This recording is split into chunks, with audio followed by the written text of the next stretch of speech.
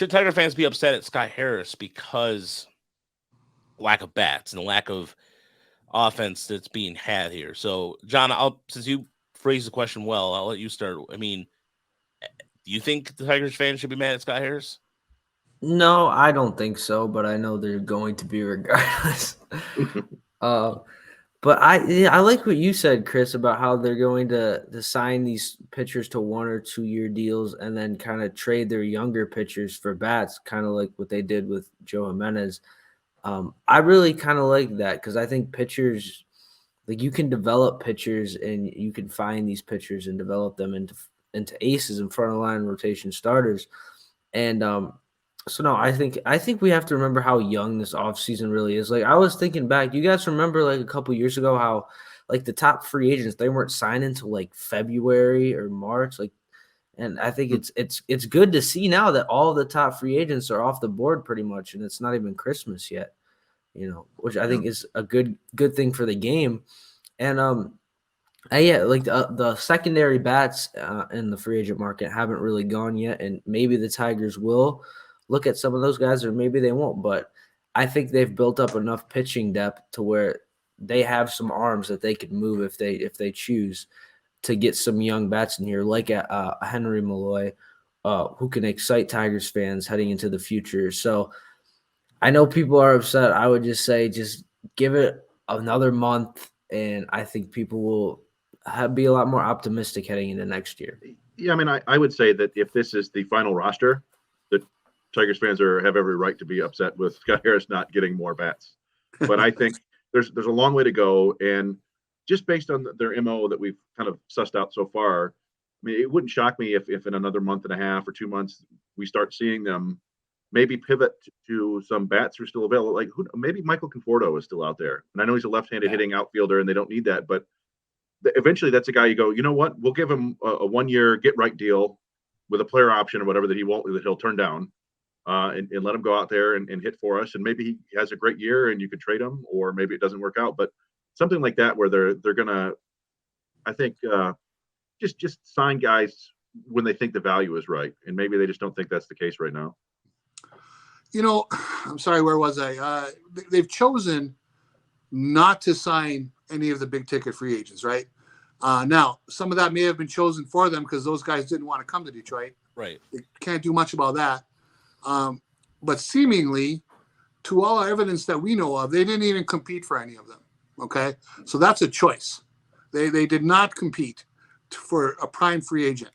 Now, I'm always of the belief you should go for prime talent all the time. If you truly intend on winning being a winning organization, you have to have the premium talent.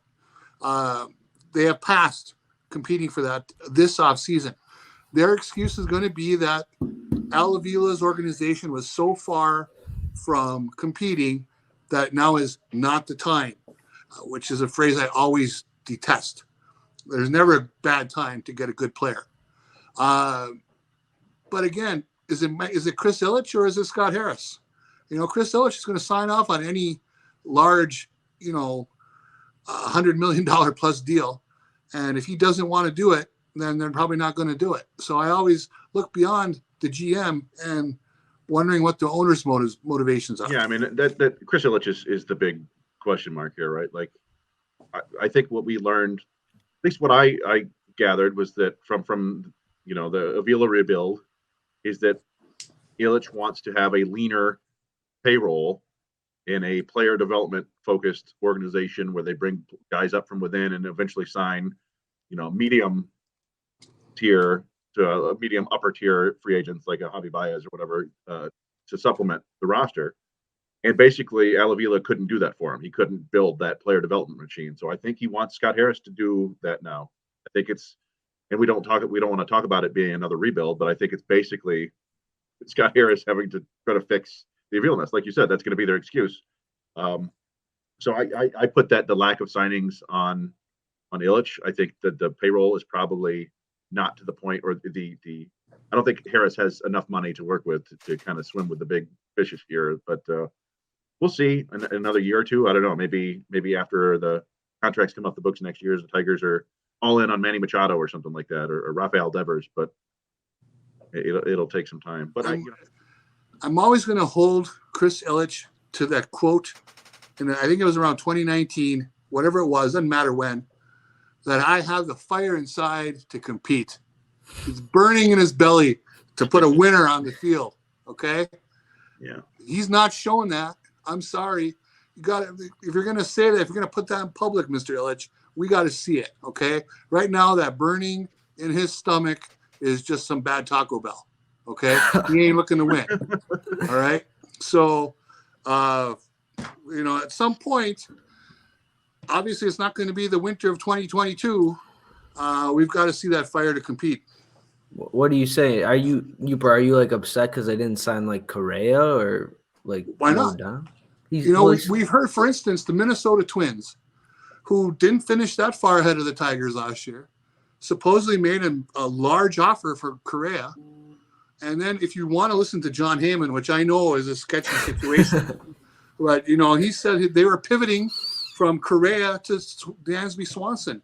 Well, whether it's true or not, evidently the Twins are competing for these guys. And they ended up with Carlos Correa last year, by the way. They waited out the market and got it. If the Minnesota Twins can do it, I guarantee you the Pohlads aren't a whole lot richer than the Ilitch. Okay, they're not. So, again, you can either choose to compete or you can choose to sit on the sideline. And we see what the choices being made are.